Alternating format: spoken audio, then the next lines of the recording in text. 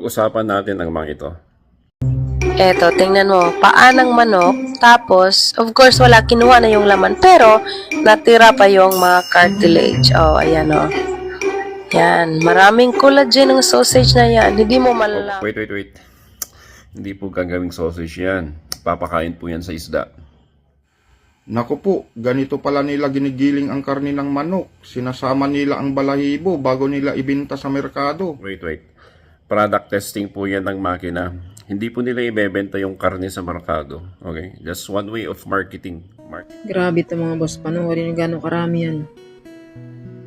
Hindi talaga organic, kaya mahirap na talaga basta kumain ng kung saan-saan lang. Ganyan po ang proseso ng paggawa ng century egg. Okay lang po yan, wala pong masama dyan. Eto yung punto, ang daming gumagawa ng mga reels, mga content creator, pero false information. Kukuha sila ng mga chop-chop na mga video, tapos lalagyan ng voice-over na mali-mali naman yung sinasabi. Mag-ingat po tayo mga content creator, okay?